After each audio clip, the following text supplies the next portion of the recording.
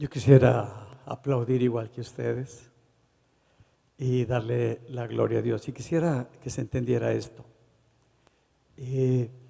Cuando el hombre primitivo cazaba un mamut, siempre toda la tribu y toda la gente ponían al mamut en medio y bailaban, gritaban, saltaban, porque pues tenían comida, ¿no? Y había mamut.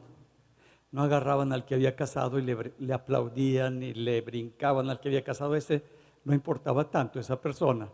Quien importaba era el mamut que se iban a empacar. Entonces igual, le aplaudimos a Dios, no a la persona. Cuando la persona se cree que le aplauden a ella, se chifla, se desubica. Pero nosotros le aplaudimos a Dios y por eso pues vamos a darle un aplauso a su palabra y a Él con todo el corazón. ¿Por qué no le aplaudimos a la gente? Le aplaudimos a su palabra y al Señor. Y por eso estaba aplaudiendo y ahora voy a aplaudir igual junto con todos ustedes.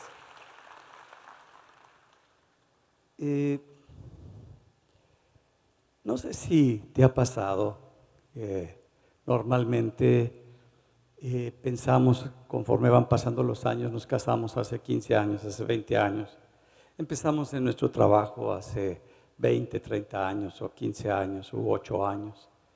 Y cuando somos padres, pues estaba tan suave nuestra relación con nuestros pequeñitos cuando eran chiquitos, de 4 o 5 años, 8 años. Pero pasa el tiempo y de repente sentimos que todo ya no está igual. Sentimos que ya no amamos a la persona. Sentimos que ya no es lo mismo el trabajo que nosotros tenemos. Sentimos que ya no son lo mismo nuestros hijos que están a nuestro alrededor. Sentimos que todo es diferente. Y no hemos entendido que todos nosotros vamos cambiando conforme va pasando el tiempo. Tú ya no eres el mismo de hace 10 años. Has tenido muchas cosas que han entrado en ti, muchas cosas que has recibido, muchas cosas que han cambiado y no eres la misma persona. Y como no eres la misma persona, no puedes ver a la gente de la misma manera. Es como cuando dicen, no, pues yo estaba muy enamorado de esa persona cuando estaba en la secundaria, pero ya tienes 40 años. Y ay, era tan bonito. Sí, pero ya no es. Esa persona, si la ves ahora, ya no es la misma que cuando tenían sus 15 años. Ahora ya tienen 50 años ustedes. Ya no es la misma persona, ni es lo mismo, ni actúa de la misma manera, ni se mueve de la misma manera. Ha cambiado por completo esa persona.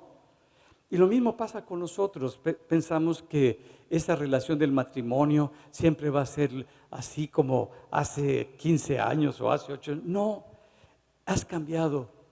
La otra persona, tu cónyuge, también ha cambiado. En tu trabajo, la gente ha cambiado y piensa ahora diferente. Tú también has cambiado.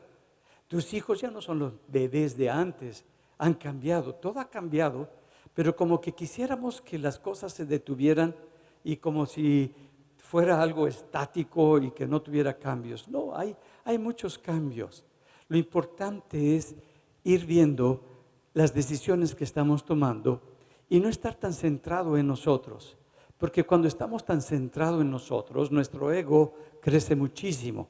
Y lo más importante en la vida es lo que yo siento, lo que yo pienso, lo que a mí me gusta, lo que yo deseo. Y eso es una mentalidad de niño. El niño normalmente está centrado en él, en lo que él quiere, lo que le gusta, y cuando no se le da lo que él quiere, pues de acuerdo a lo que aprendió en casa, es el tipo de berrinche que hace o el tipo de show que hace, porque así lo aprendió. Pero ya no somos niños, ya hay cambios. Date cuenta, ya tienes 30, 20, 15, 18 años, ya no tienes 6 años, ya no tienes 5 años. Me parece que has crecido, que todo ha cambiado. Por eso Pablo, cuando empieza a hablar de lo más importante que hay en la vida del hombre acerca del amor, y explica en el libro de 1 Corintios capítulo 13 todo lo que define de una manera muy clara el significado del amor de Dios para con nosotros y ese amor que debemos de nosotros, no debemos, sino que necesitamos nosotros tener en nuestro corazón. Nos dice al final algo muy importante. Cuando yo era niño, pensaba, hablaba, me movía, actuaba como niño. Pero cuando ya fui hombre, cuando ya fui adulto, dejé todo lo que era de niño. ¿Qué es lo que está diciendo para que esto cambie? Que cuando nosotros somos niños, cuando tú eras niño, pues todo lo que tú querías, te sentías bien, todo el tiempo estabas pensando en ti, lo que a ti te gustaba, a dónde te iban a llevar, si te sentías molesto, si te sentías mal. Toda la atención estaba centrada en lo que tú sientes, en lo que tú quieres, en lo que tú deseas, porque esa es la mentalidad del niño. Pero dice, cuando ya fui hombre, dejé esa manera de pensar, dejé esa manera de vivir, dejé esa manera de relacionarme con la gente y me empecé a relacionar como hombre adulto. Algo que nosotros llegamos a pensar es que si nosotros tuviésemos todo lo que nosotros deseamos, pues tendríamos todo lo más extraordinario en nuestra vida. Si yo fuera escuchado en mi casa y en mi casa hicieran lo que deben de hacer y deberían de comportarse como yo considero que deberían de comportarse, mi esposa, mis hijos, todo, no hombre, sería una maravilla mi hogar. ¿De veras crees esa mentira? O la mujer, ¿no? Si me hiciera caso mi esposo, si me hicieran caso los hijos, si todos me hicieran caso, sería algo extraordinario. El hogar ahora sí trabajaría de una manera extraordinaria. Y en el trabajo también pensamos lo mismo. Si yo fuera el jefe, porque pues no, es las ideas que yo tengo, lo que quiero desarrollar, no hombre, todo sería diferente. Todo marcharía de una manera extraordinaria. Y en todos los sentidos, cualquiera que nosotros nos ponemos en esa situación. Pero si te das cuenta, estamos pensando que nosotros somos el centro, que nosotros tenemos la solución verdadera. Pero no nos damos cuenta que nosotros cometemos también muchísimos errores, que también nosotros hemos fracasado en muchísimas áreas, que hemos hecho muchísimas barbaridades. Y cuando no lo vemos o no lo reconocemos, pues volvemos a caer otra vez en lo mismo. Estaba leyendo en la Biblia de un hombre que tuvo la dirección de todo Israel para gobernarlo, para decirle por dónde debía de moverse, porque era el sacerdote principal de todo el pueblo de Israel. Y como sacerdote principal se enfocó no en el Dios que lo había colocado, ni en lo que Dios quería hacer con su pueblo, sino se enfocó en lo que a él le parecía. Y dice que la palabra de Dios escaseaba en esos tiempos. O sea, escasear es que era mínima la palabra de Dios para con el pueblo. Este hombre tenía 2 hijos. Y los 2 hijos, el hombre los involucró en el ministerio y eran también sacerdotes principales en el ministerio que tenían para ofrecer el holocausto a Dios. Y dice la palabra que cuando estos hombres, la gente le llevaba el holocausto a Dios para ofrecerle el sacrificio a Dios, ellos agarraban, ni siquiera ellos, mandaban a sus siervos para que agarraran lo mejor de la comida que tenían ahí y decían, esto es para el sacerdote. No es para Dios, sino era para el sacerdote.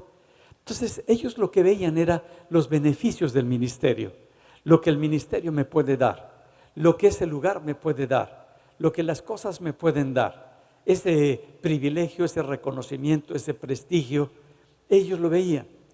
Y dice que empiezan a estar mal las cosas, ahí empieza a crecer Samuel bajo la dirección de este sacerdote que se llama Elí.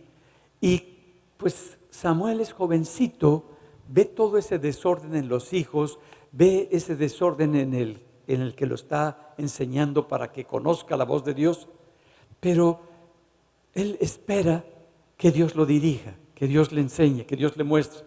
No empieza a hacer alguna conjetura acerca de cómo debería de comportarse Elí o cómo deberían de comportarse sus hijos, sino que él está pendiente de lo que Dios le está hablando. Dice que el pueblo de Israel empieza a enfrentar a sus enemigos, los filisteos, y los filisteos ganan la batalla, los derrotan a ellos, y cuando pierden la batalla también llevan el arca del pacto y los filisteos hasta el arca del pacto les quitan. Cuando se entera Elí de eso, pues se cae como era un hombre de mucho tamaño, un hombre muy obeso, pues se cae, se queda muerto con la caída. Los hijos en la batalla son también muertos.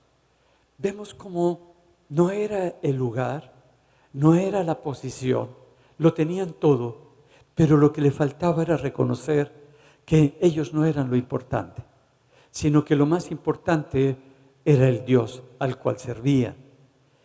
Y muchas veces nosotros pensamos, bueno, lo que quizás puede ocurrir es que, pues, si tuviera la oportunidad de ser llamado por Dios, que Dios me diera un llamado bien específico, que viniera un hombre que escucha perfectamente la voz de Dios, que sabe las cosas, cómo están sucediendo, cómo están ocurriendo, y que me digan, tú vas a ser el que vas a gobernar sobre esta nación.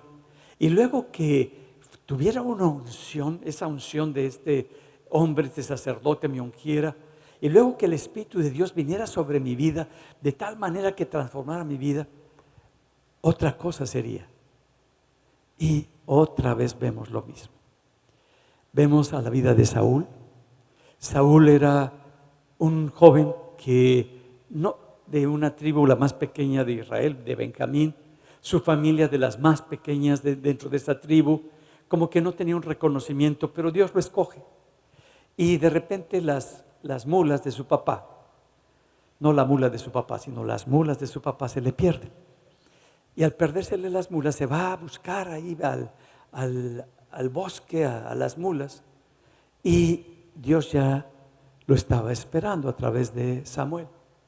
Y entonces empiezan a querer encontrarlas, pero no encuentran, y le dice su siervo, oye, aquí yo sé que por estos lugares hay un hombre que es un vidente, así se le decía a los profetas, uno que ve todas las cosas.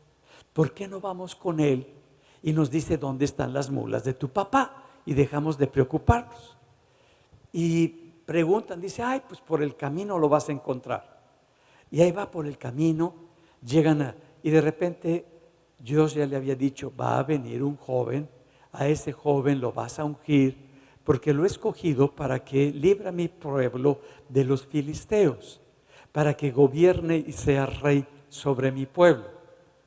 Cuando llega Saúl delante del profeta de Samuel, Samuel le dice, qué bueno que has venido. El Señor te ha traído acá, Jehová te ha traído acá, para que seas establecido como gobernante, como rey sobre todo Israel. Se queda impactado. Y él le dice, no, ando buscando las mulas de mi papá. Y le dice, mira, quiero que sepas que las mulas ya las encontraron. ¡Qué habilidad de este hombre! Las mulas ya sabemos dónde están. Tu papá ya las encontró. Ya no te preocupes por eso.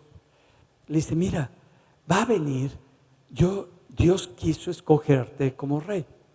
Y saca su cuerno y lo unge como rey. Le dice, ahora tienes la unción para gobernar sobre todo Israel. Vas a ir por este camino, te vas a encontrar a unos hombres y de ahí te vas a ir con los profetas. Y el Espíritu de Dios va a venir sobre ti. Y cuando venga el Espíritu de Dios, vas a ser mudado en otro hombre, vas a ser transformado en otra persona. Bueno, él no entiende. Dice, pero también quiero decirte algo. Cuando ya estés gobernando y todo Israel esté bajo tu gobierno, sigue estas indicaciones, vas a enfrentar a tu enemigo, pero yo voy a ir a ofrecerle holocausto a Dios, reconociendo a Dios que eres el que te da la victoria, y esta ofrenda se la voy a dar yo a Dios como sacerdote, reconociendo que Él te ha instalado como rey. Bueno, todo estaba bien, baja, llega, se encuentra con estos dos hombres, lo llevan con los profetas, y en eso el Espíritu de Dios viene sobre Saúl, empieza a moverse en el Espíritu, también empieza a profetizar, porque es el Espíritu de Dios, y empieza a transformarse por completo su persona y es mudado, como dice la palabra, en otra persona.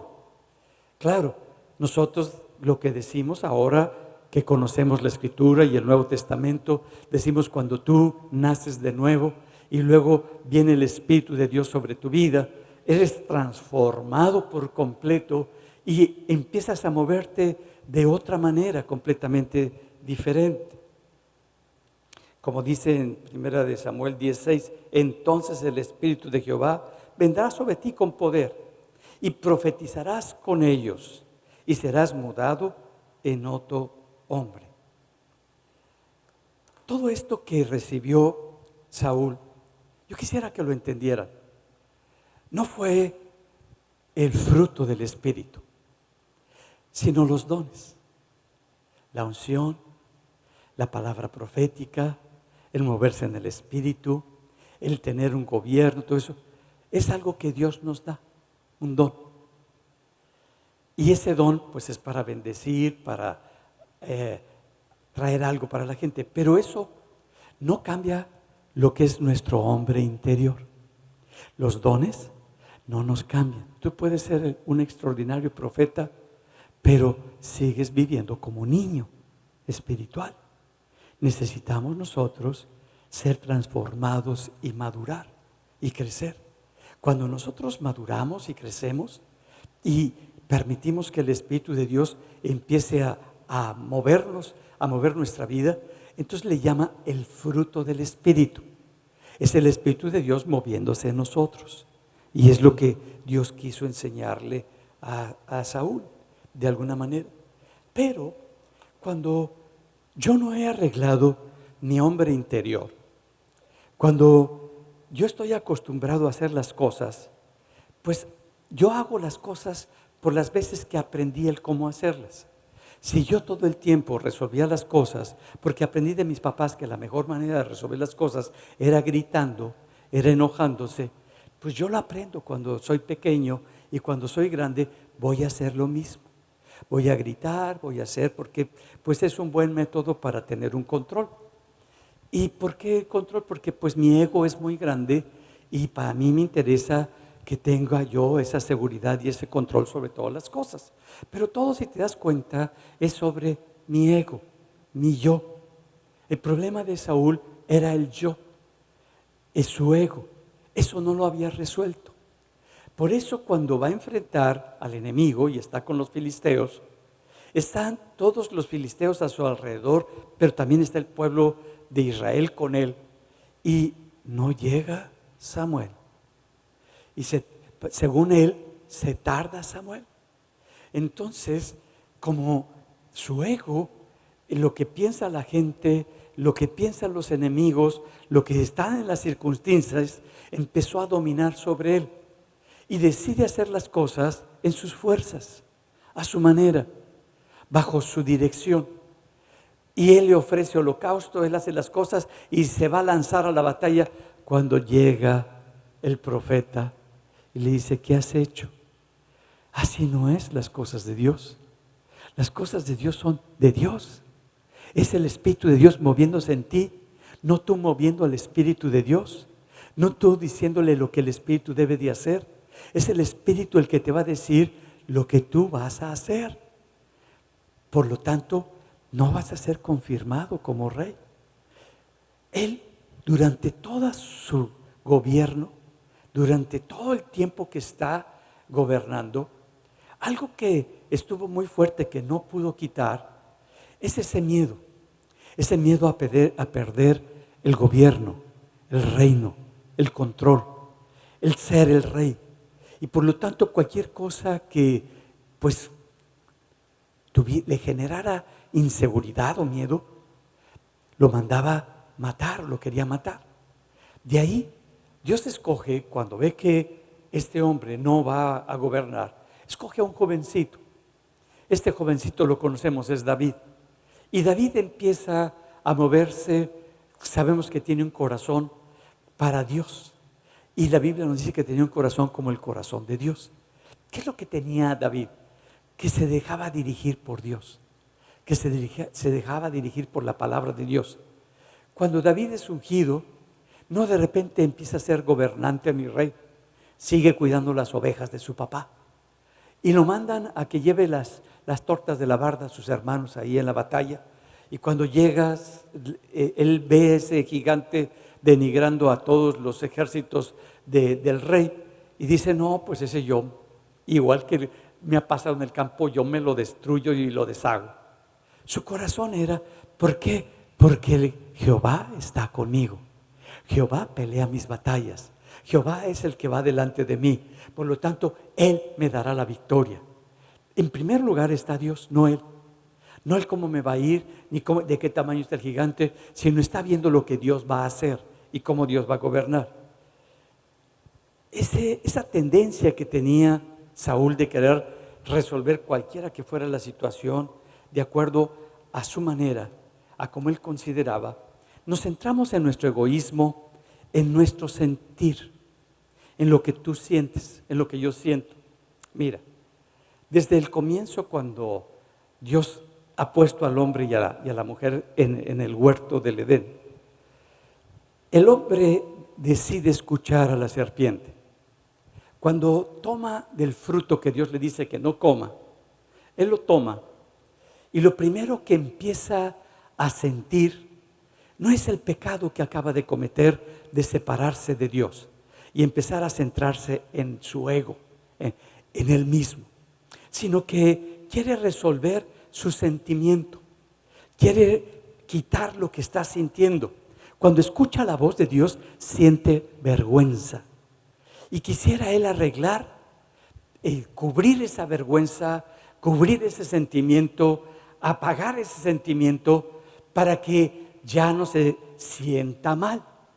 Y dice la palabra que antes de que Dios se manifestara para hablar con él cara a cara, dice que agarró unas hojas de ahí, del lugar donde se encontraba, y se hizo unos delantales, se cubrió porque se sentía avergonzado. Mira, ¿qué es lo que Dios nos está diciendo? Que muchas veces cuando nosotros pecamos, cuando nosotros estamos haciendo algo que no es conforme a su palabra, no enfrentamos el problema, no enfrentamos por qué estoy haciendo esto, qué es lo que me lleva a hacer esto, cuál es el problema que está generando esta inclinación en mi corazón, sino que nos empezamos a preocupar por el sentimiento, lo que siento. Y lo que produce el pecado en esa condición fue el sentimiento de vergüenza. Se sentía avergonzado. Y el hombre empieza a cubrirse para ponerse ya tapado y que dé una imagen delante de Dios de que todo está bien. Y ya cuando se presenta con Dios le dice, es que me andaba escondiendo porque tuve miedo al escuchar tu voz, porque estaba desnudo y pues dije, me va a ver cómo estoy. Ay, Dios ve tu pecado. Pero el hombre trata de tapar su pecado, que no es su pecado, sino su sentimiento, lo que produce el pecado, lo trata de cubrir a su manera, con máscaras. ¿Cómo estás? Ay, y estás de la patada. Pero, ¿cómo estás? Bien. ¿Cómo va el negocio? Está que se quiebra. Ahí va, ahí va. Ahí va, pero a la quiebra.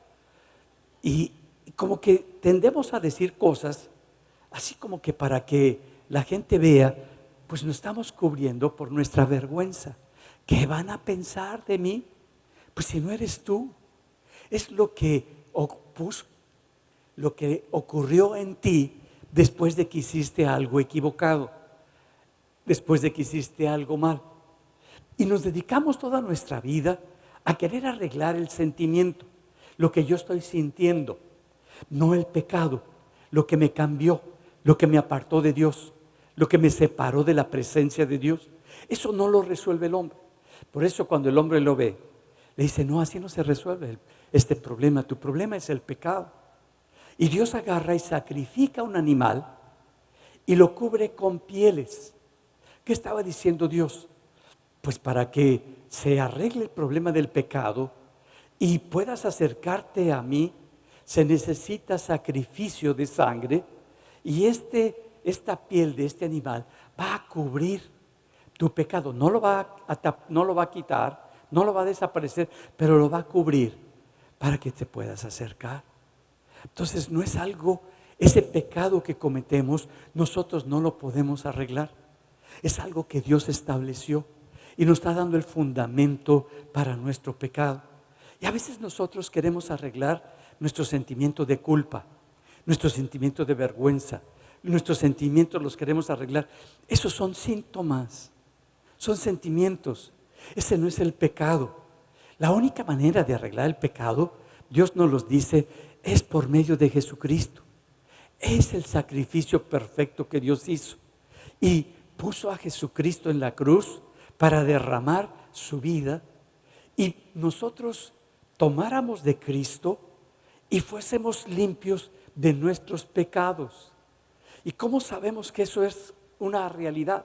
Porque Cristo resucitó, venciendo el poder que tenía el pecado y el poder que tenía la muerte sobre nosotros, y nos dio vida. Entonces nosotros nos gozamos por esa obra que Dios hizo para que nosotros fuésemos libres del pecado. Cuando tú lo tomas, empiezas a gozarte porque crees que Jesucristo es la respuesta para tu vida. Y cuando tú lo tomas, lo crees con tu corazón y empieza un cambio. Y luego, pues nos dice que Juan el Bautista, cuando empieza el ministerio de Jesús, estaba compartiendo y les decía: arrepiéntanse de sus obras muertas, porque el reino de los cielos se ha acercado. Entonces está diciendo que necesitamos nosotros tener un arrepentimiento. ¿A qué se refiere Juan el Bautista y también después Jesucristo con ese concepto de arrepentirnos?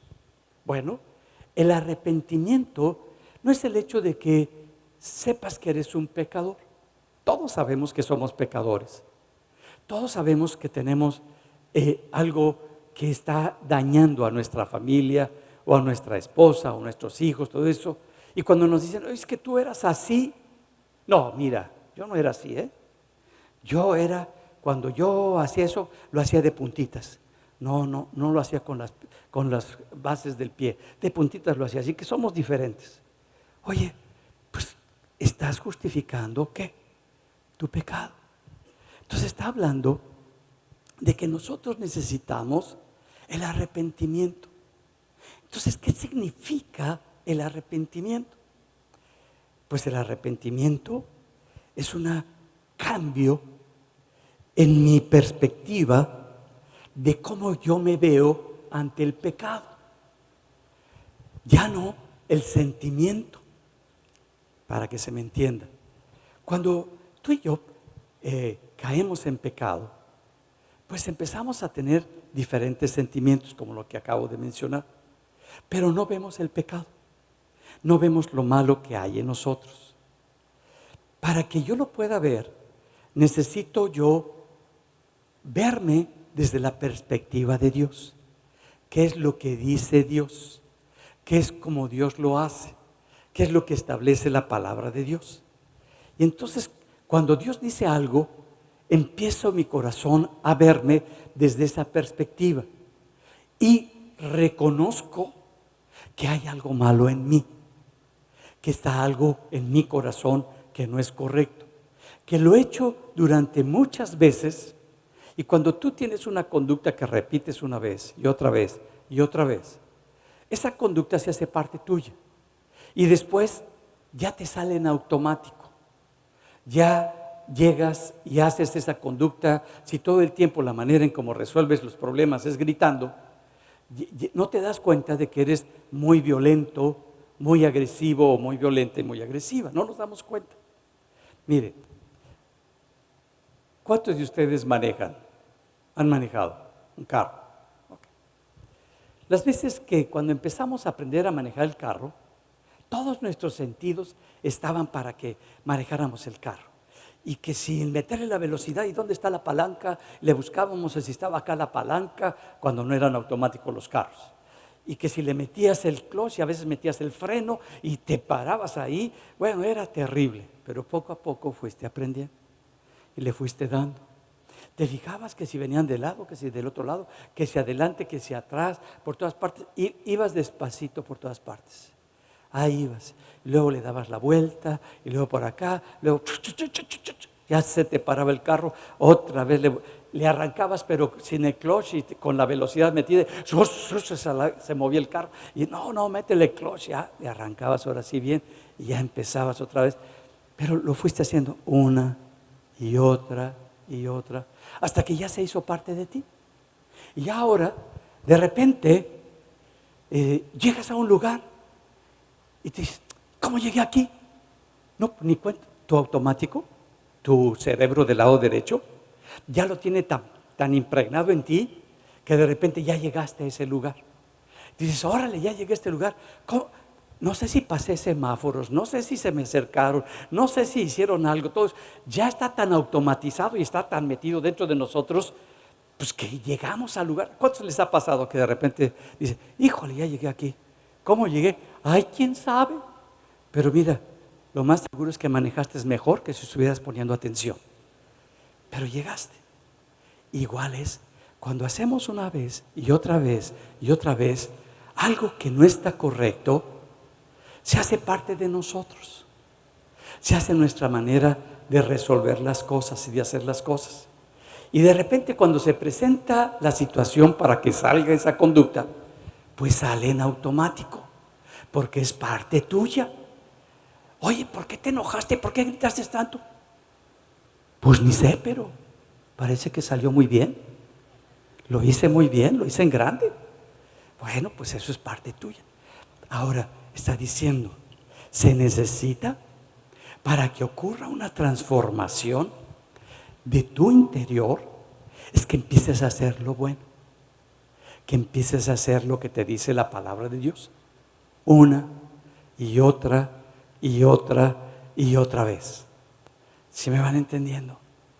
Y que no porque te salga mal, ya no quisiste manejar. No, hombre, seguiste manejando. ¿Cuántos se cayeron muchas veces de la bicicleta cuando empezaban a manejar? Pero hasta marometas di. Y seguí manejando bicicleta. Y ahora vas a diferentes ciudades en Europa y hasta en la Ciudad de México, y patines del diablo. ¿Sí los han visto? Eléctricos, que corren a 50 kilómetros por hora. Hazte a un lado porque ahí viene el patín. ¡Zum! Te pasa el patín por todos lados. Dices, órale, parecía carro. Y van más rápido que los carros, los patines. Y van con el patín. Bueno, pues tuviste que aprender.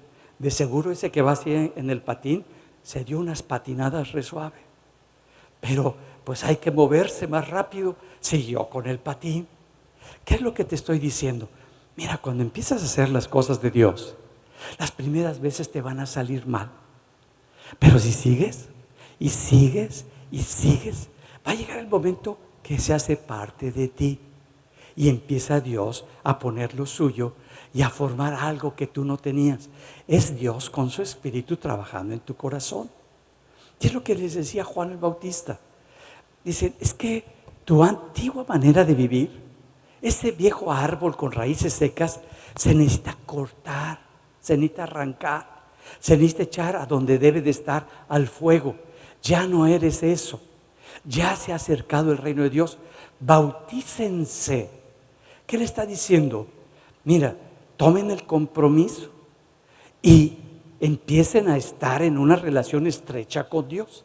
El bautizo es un símbolo que hacemos delante de toda la gente de en quien hemos creído, que nuestra fe está en Jesucristo, que nuestro Señor es Jesucristo, que lo más importante con el que vamos a vivir a partir de ese momento es con Jesucristo. Por eso nos bautizamos. Dice, y cuando ya te bautices y vas a las aguas, estás reconociendo que tu vieja naturaleza ya no va a ser la que va a dominar, ya no va a ser la que te va a controlar, ya no va a ser la que va a determinar, ya no vas a, ese ego ya no va a ser tan fuerte.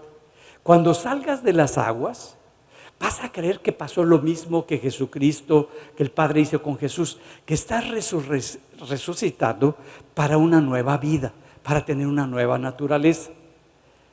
Y que Dios está haciendo eso. Bueno, tú dices, ¿a poco así de fácil? Sí. Entonces ya cuando yo me bautizo y todo eso, ya, pues sí, es el inicio. Mira, te lo voy a comparar. Cuando tú estás enamorado de una persona, porque todos con la que nos casamos estábamos bien enamorados. Y ahora ya le amamos, ya no estamos enamorados, pero le amamos, que es muy diferente. Entonces estábamos enamorados y fuimos y dijimos, bueno, pues que nos casen. Y entonces el pastor te ora, te bendice y declara la bendición de matrimonio, les pone el anillo a los dos y es el pacto, una señal del pacto de que ahora ya no son solteros, que ahora ya están casados y que lo más importante es esa unión. Entonces ya estoy casado, ya no me voy a la casa de mi mamá, no, ya no. Ahora me voy a la casa de los dos y ya empiezo a vivir con esa persona. Y empiezas a vivir con esa persona. Y al principio se te olvida que estás casado. ¿A cuántos les pasó? Ven, aquí a nadie. Se te olvida porque si estás trabajando y trabajando, se te olvida que tu esposa está en tu casa esperándote y que ya son las 8, las 9 de la noche y tú no llegas y tú no estás y de repente ya llegas ahí a las 11. Híjole, se me hizo tarde. Estaba trabajo y estabas con tus cuates platicando en el trabajo. O tomándote algún refresco en algún lugar. Pues bueno, y otra vez, y la esposa, pues te cree, ¿no? Te cree. Pero ya cuando repites muchas veces ya no te cree. Y entonces tienes que hacer cambios porque ya viven en pareja, ya están en pareja. Cuando vas con tu esposa a la casa de tu mamá y te haces el niño de tu mamá, ay mami, ya llegué, tu esposa te pone unos ojos así de ametralladora, como diciendo, ya no eres el niño de tu mamá, ahora eres mi niño. Así que para acá. Entonces, como que va cambiando todo, como lo va haciendo. Y te das cuenta que ya no es lo mismo. Igual es el bautizo. Ya no es lo mismo. Y ahora tienes al Espíritu de Dios. Tienes a Dios que está contigo y que te está dirigiendo. Y van a empezar problemas. Y Dios dice, es que la raíz de la vieja naturaleza es la que se debe de cortar. No nada más la matita, porque si dejas la raíz vuelve a salir ese problema. Hay que sacar esa raíz porque ya no eres eso. Ya no estás arraigado al sistema del mundo. Ahora estás arraigado al reino de los cielos porque tienes a Jesucristo en tu corazón. Ha cambiado todo dentro de ti, ha cambiado tu manera de ver la vida y tu manera de moverte en la vida, porque ahora estás unido con Cristo y el Espíritu de Dios ahora mora en ti y estás aprendiendo a vivir con el Espíritu de Dios, estás aprendiendo a moverte con el Espíritu de Dios. Y a veces cometemos el error que el Espíritu de Dios nada más está aquí en la congre y no, el Espíritu de Dios va contigo a donde quiera que vayas, hasta el baño va contigo en el trono, ahí está el Espíritu de Dios contigo. A donde quiera te estás bañando, ahí está el Espíritu de Dios. Estás con tus amigos, también está el Espíritu de Dios. Ya esa es una unión que tú tienes con el Espíritu de Dios. Es ahora honrarlo. Es como en el matrimonio, vas con tus cuates y ahí traes a la geisha atrás y ahí viene corriendo detrás de ti porque tú traes prisa y quieres ver a tus amigos y tú estás platicando y la otra está papaloteando, ¿no? Porque ni siquiera la presentaste. No, ya no es así. Ahora es ella también. Ella es importante, ella quiere platicar con tus amigos, ella quiere platicar con la gente, ella quiere convivir o él quiere convivir con tus amigas, con la gente. ¿Por qué? Porque ya son uno como pareja. Ya eres uno con Cristo, eres uno con el Espíritu de Dios. Y ha comenzado. Mira, me gusta mucho la vida de David.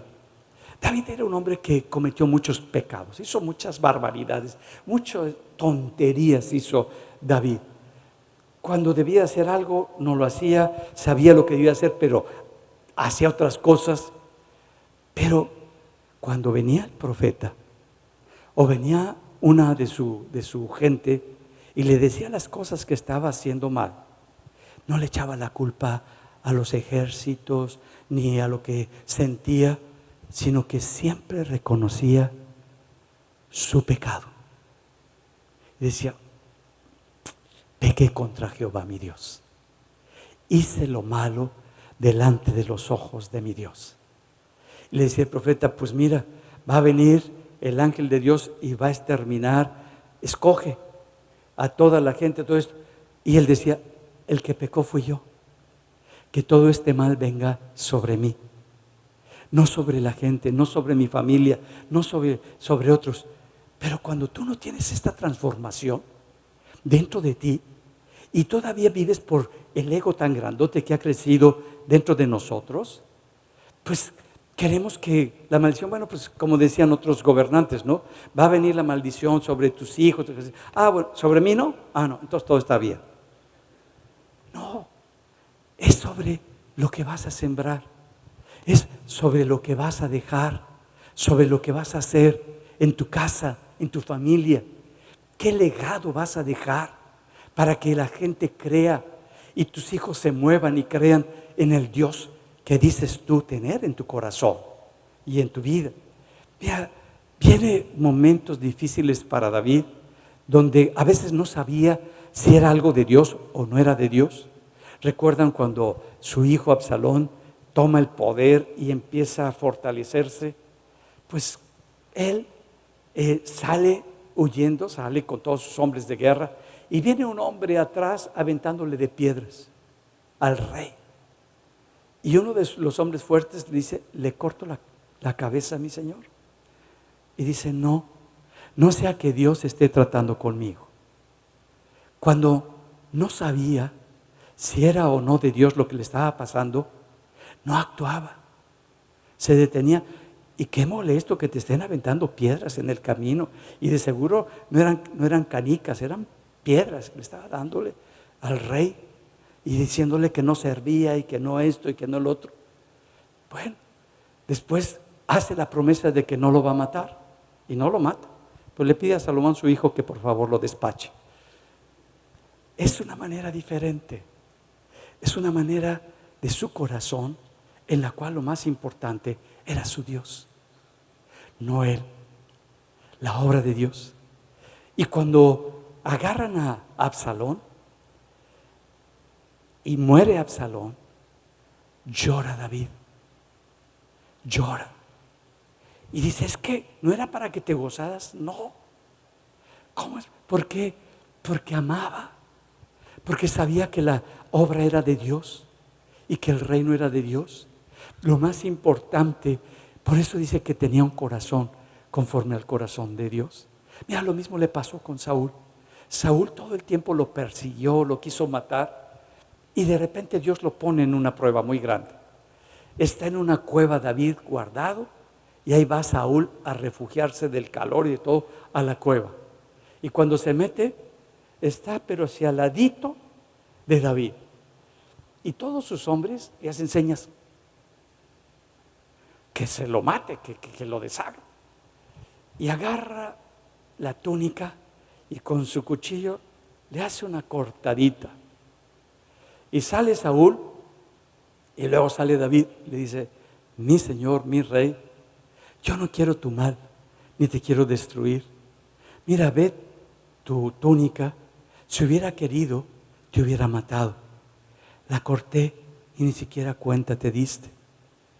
David honraba y decía, Dios es el que va a hacer, Dios es el que va a actuar, Dios es el que se va a mover. Es Dios, no somos nosotros. Es Dios el que va a establecer los cambios. Pudo haberlo matado 2 veces y no lo hizo. Pudiste haber con tus fuerzas arreglado las cosas, pero decidiste creer y confiar en tu Dios. Y cuando por fin acaban las batallas y empiezan los filisteos a atacar a todos los ejércitos de Saúl, pues muere Saúl cuando ve que ya está por perder la batalla, se entierra la espada y un soldado hasta le ayuda. Y cuando viene con David, le dice, yo hasta le ayudé, por fin murió tu enemigo. Y David le dice a unos soldados, maten a este hombre. Y lo matan. Y llora la muerte de Saúl. Honraba a Dios y reconocía que era un ungido de Dios. Eso es un cambio radical, donde mi yo mi ego no es lo más importante, no es lo más significativo en nuestra vida, sino nuestro Dios es lo más importante y lo más significativo. Cuando Dios le dice a David, pues que se goza de que tenga en su corazón construirle un templo, de ahí estaba muy contento, dice, pero tú no lo vas a construir, lo va a hacer tu hijo.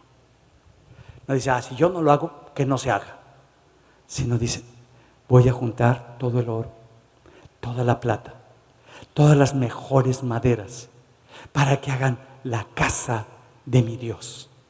Y mi Dios tenga un lugar donde su presencia descienda sobre todo el pueblo de Israel. A David no le importaba que él sobresaliera, sino su Dios. Es cuando cambia por completo. Se formó un carácter en él. Se formó esa presencia de Dios, que lo más importante es el Señor. Mira, está Jesús en la última noche y Jesús está platicando con los 12 discípulos y le dice, voy a ser entregado a los jefes de los sacerdotes para ser condenado, voy a ser muerto y los romanos se van a burlar de mí, me van a bofetear, me van a matar. Y uno que está sentado conmigo a la mesa es el que me va a entregar. Y dice que los discípulos empezaron a hablar de quién sería el que lo iba a traicionar. Pues da un vuelto de el giro, la plática, y empiezan a platicar, pues ¿quién va a gobernar? No, pues yo soy el mejor, no, pues que tú eres el mejor, no, que yo hago las cosas mejor. Y oye, qué poca sensibilidad tenían estos. Le está diciendo que va a morir. Y en lugar de estar pues con Jesús y hablar con Jesús, pues ¿quién se va a quedar con el liderazgo? ¿Quién se va a quedar con las cosas? ¿Quién va a ser el mejor? Y bueno, yo creo que el más gritón, yo creo que era Pedro, ¿no? Que era el más altote, el más grande de todos ellos. Dijo, no, pues acá está tu siervo que siempre es fiel. Yo voy a las batallas. Y si es necesario, Señor, morir contigo en la cruz, yo también, Señor, estoy listo. Le dice, ay Pedro, es necesario que ya se le dio permiso a Satanás para que te dé una zarandiza. ¿Qué dijo Pedro? Señor, si es necesario, yo nunca te voy a negar. Oh, chala. Te están diciendo, mira, va a pasarte esto. Y sigues con el mismo cassette, sigues con el mismo orgullo. Su orgullo de demostrarle a todos esos 11 que él sí era fiel, que él sí era el verdadero líder. Pues ahí, al poco tiempo, Jesús está siendo juzgado, siendo denigrado, y Pedro lo maldice. Pedro miente, empieza a negar. Pedro empieza a hacer todo lo que estaba en Pedro. Porque cuando caemos bajo mucho estrés, sale nuestra vieja naturaleza que no se ha cambiado y se manifestó. ¿Y qué es lo que hace Pedro? El sentimiento de culpa. Y la culpa lo empieza a ahogar y lo empieza a asfixiar. Y ya no quiere nada de Dios porque le da vergüenza. Ya, pues, ¿cómo va a decir que él es uno de los principales de Jesús? Si lo negó, si blasfemó, si hizo, pues ya no puede. Y se va. Y miren cómo es Jesús. Lo va a buscar cuando resucita. Siempre Dios te da una y otra oportunidad. Te da muchas oportunidades para que tú decidas hacer los cambios que necesitas en tu vida. Y lo busca Jesús y le dice, Pedro, ¿me amas? Dice, sí, pues lo más importante es la iglesia, lo más importante es la gente, lo más significativo son las personas. No, tú, Pedro, ¿estás dispuesto? Sí, Señor, estoy. Ahora sí hubo un cambio en él. Mira, algo que pasa muchas veces en nosotros es que cuando el sentimiento es lo más importante, no salimos de ese pecado, para que se me entienda. Estaba escuchando el caso de un psicólogo muy reconocido. Dice, llegó un paciente a mi consultorio y venía así, arrastrando los pies, caminando. Ya cuando llega con él, el psicólogo le dice, ¿qué tienes? No tengo ganas de nada, no quiero trabajar. Ay, ¿desde cuándo te pasa esto? Llevo 8 años así, estoy. Dicen que tengo depresión. Entonces, ¿no quieres trabajar? Oye, le dice, qué buena onda. Oye, yo creo que tú eres un afortunado. Yo creo que tienes algo muy grande. ¿Qué capacidad tienes tan extraordinaria para no hacer nada? Yo quisiera ser como tú. ¿A qué horas te levantas? No, pues como a las 11. Ay, cómo me gustaría estar así en la cama. Y ya a las 11, creo que ya me voy a levantar. Y te levantas a las 11, 12 de la mañana. Ay, oye, qué buena onda. Pues, ¿qué cosas? ¿Y trabajas? No. Híjole, yo tengo que trabajar. No, hombre, qué maravilla. Tú no trabajas. No. Me sostienen mis papás. Ay, híjole, qué buena onda, oye. Entonces, todo está así de bien. Sí. No, hombre, yo quisiera ser así como tú. De veras que tienes cosas muy buenas. Como que se quedó sorprendido. Le dice, mira, vamos a hacer esto. Ahora te vas a ir. Pero ya no te vas a sentir culpable porque no trabajas. No te sientas culpable. Disfrútalo, disfrútalo. Y cuando estés así en la cama, ay, Nick, hoy a la 1 me levanto. Ay, a la 1. Y quédate ahí tirado. Fue el martes. El viernes que le habla. ¿Cómo estás? Bien. ¿Qué pasó? Pues, ¿qué cree? Estaba en la cama y a las 7 de la mañana yo dije, ¿qué hago aquí? Ya no quiero estar así. Entonces, ¿ya no quieres estar así? No. Como que ya me aburro. Ahora ya quiero hacer otras cosas. Pues hazlas. Y a partir de entonces empezó a trabajar. El sentimiento de culpa te hace que sigas haciendo lo mismo. Me lo voy a enfocar con la comida.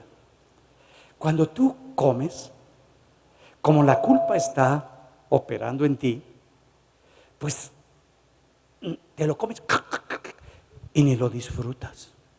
Entonces agarras otro y ni lo disfrutas. Y agarras otro y pues te acabaste todas las gordas o todos los chocolates y ni lo disfrutaste.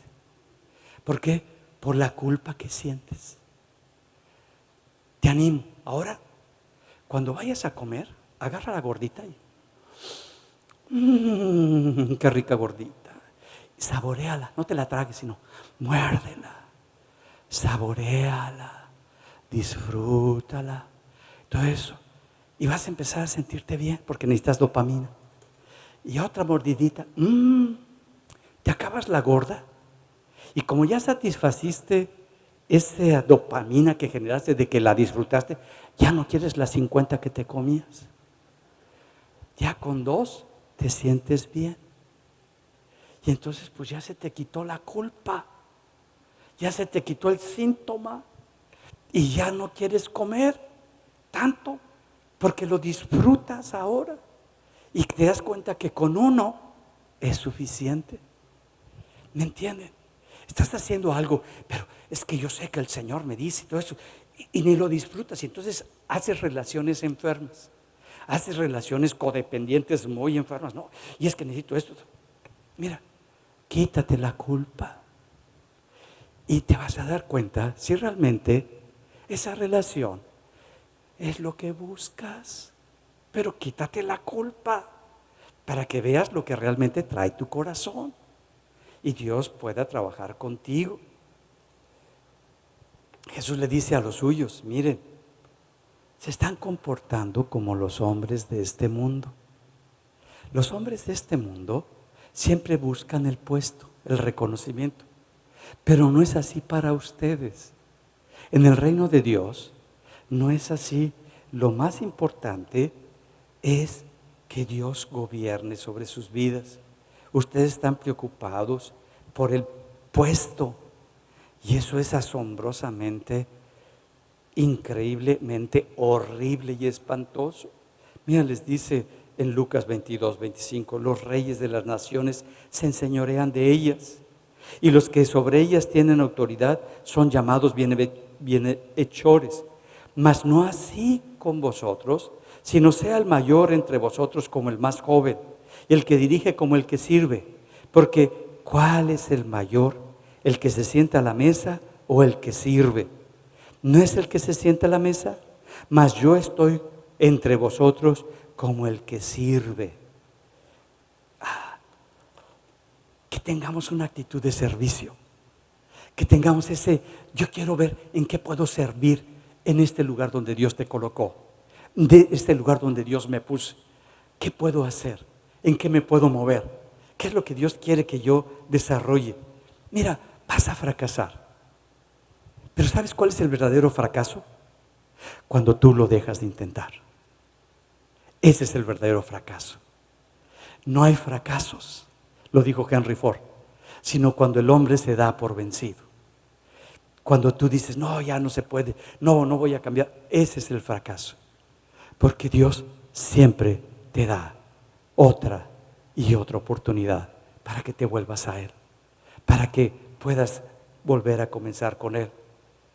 Por eso cuando dice en el libro de Apocalipsis que está hablando de lo más importante para la iglesia, le dice, recuerda dónde caíste, checa cuál es el problema. Y cuando te des cuenta, lo dice Apocalipsis 2:5, arrepiéntete y haz las primeras obras. Pues si no se te quita ese candelabro, el Espíritu de Dios que se mueve dentro de ti, si no te arrepientes. ¿Qué es lo que está diciendo? Que muchas veces decimos, es que ya no estoy pecando. Es como si un naranjo dice, ya no soy naranjo porque ya no doy naranjas. Cuando no hay tiempo de no dar naranjas. No, ese sigue siendo naranjo todo el tiempo. Tenga o no tenga naranjas, sigue siendo naranjo. No es naranjo porque dé naranjas, sino es naranjo porque es un árbol que tiene esa naturaleza. Es como decir, no, yo ya no tengo pecados. No, sí, esa es tu naturaleza. Esa es la naturaleza que tenemos. Pero ahora tenemos una nueva naturaleza. La naturaleza que Dios nos ha dado en Cristo. Y empezamos a movernos con esa nueva naturaleza. Y por eso necesitamos reconocer, no el síntoma, no que te sientes culpable o que te sientes avergonzado o que te sientes lastimado u ofendido, no, sino que veas dentro de ti lo que se hizo durante muchas veces que está en tu cerebro que no habla y que le llamamos el inconsciente. Bueno, no es que sea inconsciente, ahí está porque expresa toda la conducta que nosotros tenemos. Entonces, que te metas para ver, no que cómo te sientes, no que si te sientes triste, que si te sientes mal, que si te sientes culpable, no, ¿qué fue lo que pasó? ¿Qué fue lo que ocurrió? ¿Qué fue lo que me apartó? ¿Por qué me permití eso? Y entonces empiezas a moverte. Ese es cuando tú haces frutos de que ya no eres eso. Ya no actúas como eso, ya no te mueves como esa manera que te movías y ahora empiezas a moverte conforme a lo que Dios está poniendo en tu corazón y te transforma. Dice la palabra que Dios sembró la buena semilla es Jesucristo. Pero que hubo 4 corazones diferentes, 4 tipos de personas diferentes. Que una semilla cayó junto al camino. O sea que ni siquiera le hizo caso a la palabra de esa persona en su corazón. Vino el enemigo, las aves del cielo, se comieron esa semilla y no produjo ninguna transformación, ningún cambio en esa persona. Otra dice que cayó en lugares donde estaba, pero no podía echar raíces, no podía profundizar. Y cuando tú no puedes profundizar con Dios, van a venir problemas que nos vienen a todos. Van a venir adversidades que vienen a todos. Y a veces cuando estamos en una adversidad decimos, híjole, qué terrible, ¿ahora qué voy a hacer? Estaba platicando con nuestros amigos de Villahermosa, no sé si se enteraron, se colapsó su domo el viernes pasado. Y platicando con ellos, tenían un evento de jóvenes, 700 jóvenes ahí. Estaban el viernes ahí. Pero era la hora de la comida y todos salieron. Nada más se quedó una chica que estaba ahí recibiendo del Espíritu y no se podía incorporar, y estaba la pastora ahí esperando que se incorporaba y otros jóvenes ahí arreglando. Pero uno de los chicos, porque fue un grupo de Betel con ellos, dice: yo veo un ángel en el techo que está como que así con sus alas abiertas sobre el techo, no sé para qué ni por qué, pero ahí está. Y cuando se cae dice: ay, ahora sí ya sé para qué estaba sosteniendo el techo, para que no se les cayera a todos los jóvenes. Y se cayó. Y entonces, platicando con los pastores, les decía: ¿cómo están? No, pues dándole gracias a Dios. Nada más, ningún muerto, ningún accidentado grave. La chica que está tirada, pues le cayó una piedra y le fracturó la tibia. A otro le voló una piedra porque cuando se colapsa salió con mucha fuerza el aire y ese sacó piedras y a uno le pegó en la clavícula. Decían que tenía fractura, pero no, era nada más una pequeña lesión. Va a traer un cabestrillo y en 2 semanas ya va a estar bien. A otro, pues una piedra lo descalabró, pero ya le cosieron. Pero estamos muy agradecidos por Dios. Y dije: híjole, qué buena oportunidad. A veces se me pasa la lengua. Van a poder hacer un domo más bonito, van a arreglar todo eso. Ya les quedó chiquito para que así, porque la parte fuerte sigue. Y entonces le dije: pueden hacer un techo más bonito, para que no rebote el sonido ahí como estaba. Como que ya se rieron, no sé si de angustia o de qué, pero bueno, Dios va a hacer algo grande. Dios tiene algo muy grande para ti y a veces no lo alcanzamos a ver. Vemos nada más y no vemos la mano de Dios sobre nosotros. No vemos lo que Dios está haciendo por nosotros. Dios te está tratando así, te está dando una zarandiza, no porque, sino porque hay algo que necesitamos nosotros arreglar. Darnos cuenta que lo más importante en nuestra vida es nuestro Dios. Es el Dios que tenemos. Y dice que otra semilla, por eso digo, va a venir problemas y de todo, pero si sigues con el Señor, pues vas, y si no, ese problema te va a separar de Dios. Ya te vas a ir alejando poco a poco hasta que ya deja de ser lo más importante para tu vida. Y dice que otra cayó entre piedras y lo compara con los afanes de este siglo, con el ego que va creciendo cada día más. Y cuando el ego crece, yo no le hago caso al pastor ni a la directriz de la congregación. Yo hago las cosas como yo considero que debo de hacerlas. Ay, pues está muy grande tu ego. Pues está muy grande tu... No estás entendiendo que necesitas dirección, que ya tu ego sigue creciendo, te va a ahogar y las cosas del mundo te van a atraer y vas a hacer las cosas y cada vez no te das cuenta que te estás alejando y ya Dios no es lo más importante. Pero dice que otra cayó en excelente tierra y que en esa tierra empezó a producir y hacer. ¿Qué es lo que nos está diciendo? Que chequemos nuestro corazón.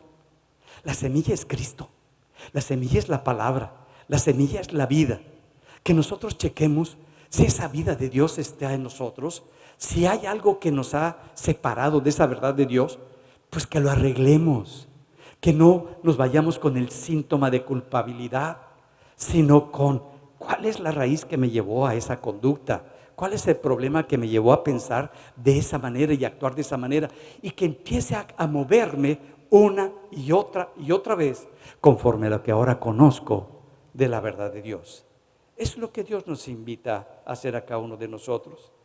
Es el tiempo de decirle: Señor, yo quiero que esta semilla que has puesto en mi corazón dé fruto, y quiero no ser dirigido por mis síntomas, porque nada más alimentan mi ego y destruyo a otros o me autodestruyo. Yo quiero pedirte, Señor, que esta vida tuya me transforme y me empiece a mover conforme a tu voluntad. ¿Estás listo? No se trata de dones, la vida del reino, sino del fruto del Espíritu. Eso es el carácter de Dios en ti. ¿Y cómo se forma el carácter de Cristo en ti?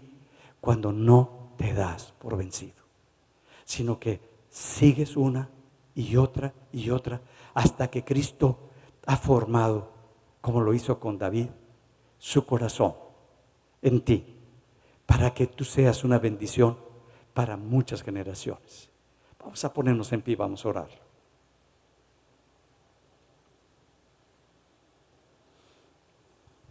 ¿Cuántos de ustedes se pudieron ver que su ego ha crecido mucho? ¿Cuántos pudieron ver? Ok. No es para sentirte mal. ¿Cuántos de ustedes están haciendo las cosas con culpa? ¿Cuántos? Algunos ni levantan la mano, pero bueno. Anda, hazlo sin culpa. Hoy vas a ir ahí a comer a donde te gusta ir a comer. Pide, pero agarra y muérdela.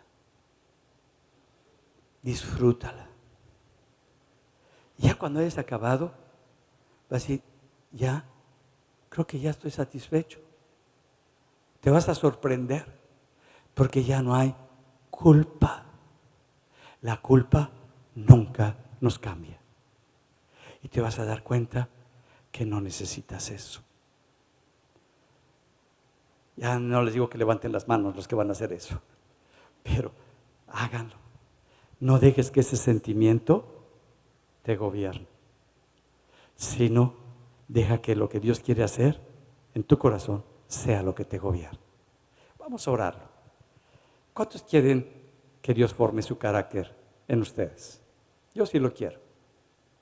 Yo sí lo quiero. Y a veces, pues se necesita cuando estamos muy chiflados y el orgullo es muy grande, pues nos agarran como al trigo, ¿no es cierto? Y nos dan unas a todo dar.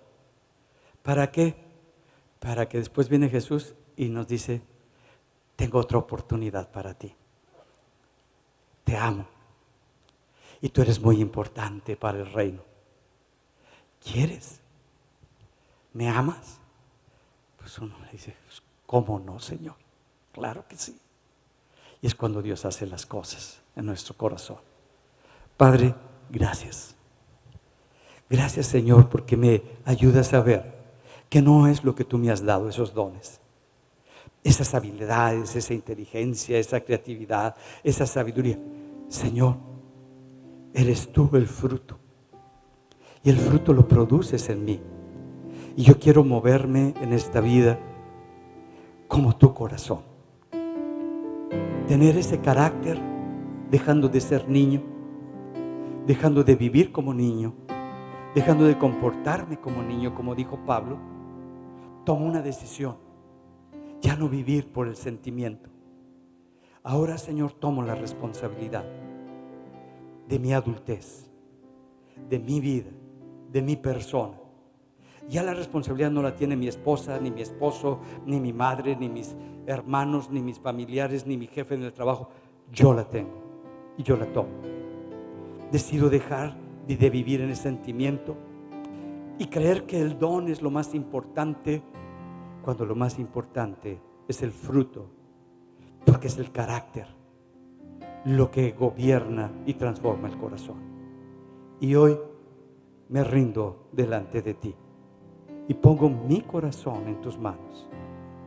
Señor, ayúdame a recordar donde quiera que vaya, cuando tenga un sentimiento, no permita que tome ese lugar, sino tener la libertad y el valor para actuar y darme cuenta qué es lo que me está moviendo para que yo actúe de esa manera. Hoy sé que tú me has dado otra oportunidad y te doy gracias y yo la tomo y te bendigo, Padre, y te doy gracias por tu respuesta, por tu amor y por tu bendición para mi corazón, en el nombre de Jesús. Amén. Amén.